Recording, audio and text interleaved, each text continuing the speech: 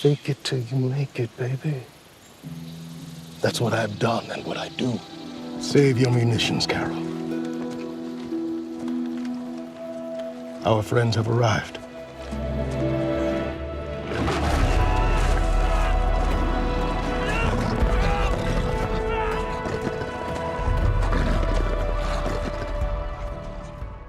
Hey everybody, this is going to be my Walking Dead Episode 2 video. Probably the biggest surprise of the episode was that Season 1 character returning that we'll talk about in a second, but there's a new round of that ticket giveaway. All you have to do to enter is be a subscriber, leave a comment on this video.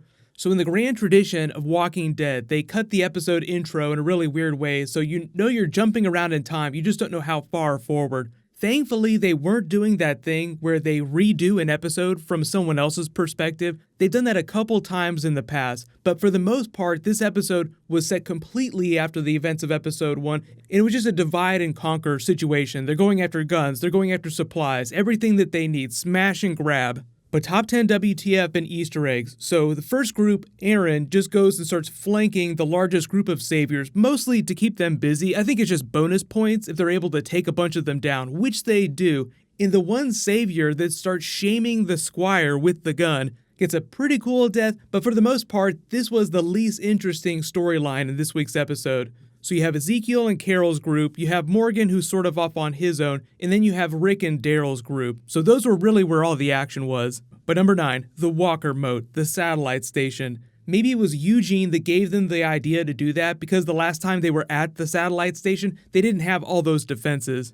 But the whole idea with that is that this is the way the saviors control communications. It gives them the ability to dominate a much larger area because they can coordinate with different cells in different areas of the region. So usually when you learn about invasions or you learn about government takeovers in real life, usually what happens is the invading force will take over the communications of the area so they can prevent the other side from coordinating a defensive. But really, this is sort of the beginning of Tara and Jesus's conflict. And it's all about mercy. Remember that line from episode 1, my mercy prevails over my wrath? So they did sort of continue that with Rick's character. There were a couple moments that tested his mercy, but now they're sort of bringing that theme to the rest of the group, and Jesus saves. You can make all the jokes about that you want. Tara is out for blood. They really wanted you to hate that Dean guy. He holds Jesus at gunpoint after he spends all that time arguing with Tara about not killing him and then stomps on Maggie's prenatal vitamins. So they just want to make Tara seem even more saintly when she doesn't kill them, depending on whether or not you think she'll snap and start killing a whole bunch of people like Morgan did. But number 8, you have Carol and Ezekiel's group that's moving in for more supplies at this facility here. Carol did a whole lot without actually seeming like she did a lot in this episode. It felt more like Ezekiel's storyline, like he's trying to win her over. Like, look, this is how you be a good leader. You have to fake it till you make it. That was probably one of the best lines from the episode. Anytime he breaks that king character that he plays, like the way he presents himself, the way he talks, that crazy speechifying that he does, that's all an act. When he breaks and says, you gotta fake it till you make it, that's the real Ezekiel. So it'll be interesting to see if the show tries to develop a relationship between the two of them, and in private, you get to see more of the real Ezekiel. Because in the comics, he was actually with Michonne, but on the TV show, Michonne is with Rick, so it's just a little bit different. But number 7, Rick and Daryl's group are looking for more guns. They find a building, they start fighting their way up to the top. Daryl has a bit of a flashback to when he was at the mercy of Dwight. Like they had that moment during episode 1 where they shared that look, like Daryl still kind of wants to kill him, but understands that they need Dwight. And Rick even tells Daryl during the episode, so far his information has been good. And for the most part, they've been accurate to comic book Dwight, so I don't think there's anything suspicious going on with his character. It's really the fighting within the group, like you have the Tara Jesus stuff that's going on. That's where the real conflict is going to start to develop, because now that they're sort of this unit that's moving against the saviors, the whole idea is mercy. They keep hammering that home.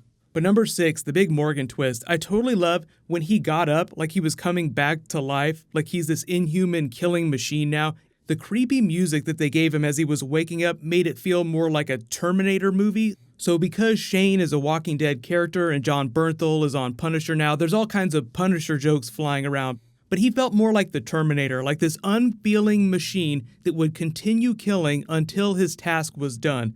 and he straight up starts hallucinating Rick from last season where he was talking about not leaving any of them alive, just hardcore preaching in the church, gotta take them all down. But sort of a stray moment, number 5, the WTF looking melty walker. What happened to this? We don't have time for it, and they just blow right past it. The thing about this to remember is it feels like it'll come back at a later date, like it'll be some weapon, some virus, some disease that they'll be able to use to their advantage, or will be able to hurt them. So it just feels like one of those narrative ticking time bombs that they'll come back to blow up in their face, the way that Morales sort of blew up in Rick's face at the end of the episode.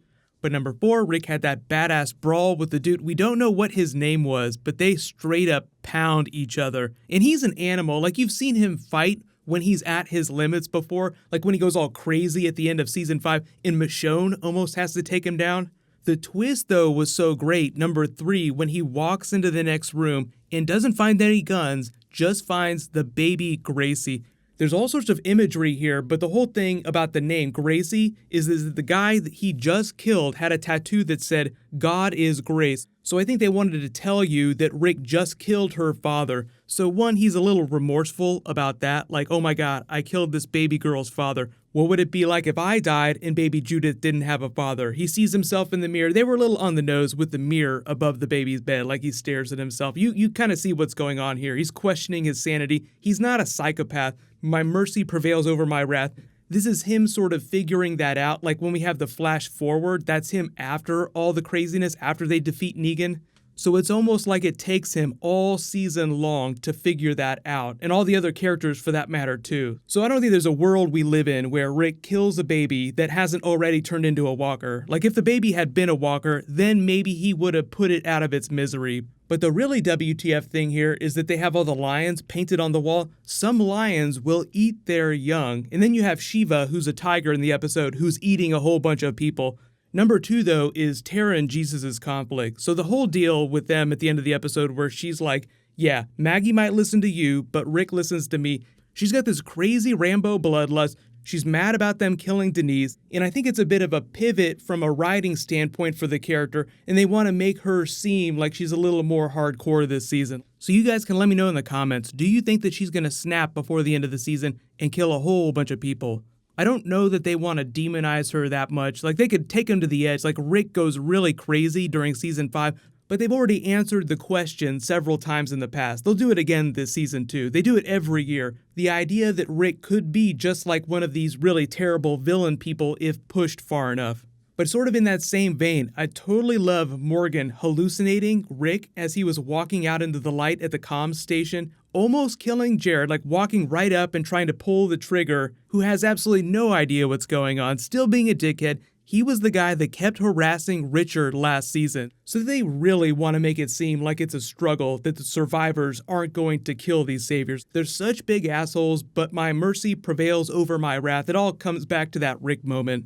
So of course, number 1, WTF, Morales is back. The last time we saw him was in season 1, episode 5. He split off from Rick's group to go to Birmingham to try and find more family. We never heard from them again. So if you weren't sure what all those weird sounds are as they cut to black at the end of the episode, it's the sound of Rick pulling his gun out of its holster and the click of the hammer on Morales' gun going back, as if all he has to do now is let go and the bullet will fire, like they're totally going at each other in this moment.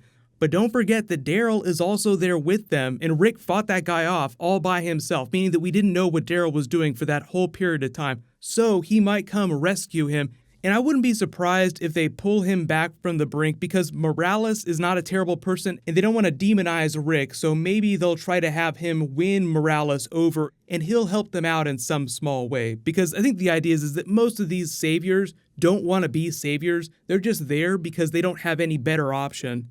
So let me know in the comments, what do you think is going to happen to Morales? Do they kill him in the opening scene of next week's episode, or do you think they try to win him over? What'll happen next is some new Star Wars footage drops, so I'll do a video for that. There's also some footage of Jeffrey Dean Morgan talking about being Thomas Wayne Batman during the Flashpoint movie. So a whole bunch of comic book stuff coming up. I'll try to get that out as fast as possible. Congratulations to the latest giveaway winner, the Conservative Arrow. Please private message me on the back end of my channel so I can get your contact details. You can click here for my episode 1 video, and you can click here for brand new Game of Thrones. Thank you so much for watching. Everybody stay awesome. I'll see you guys tonight.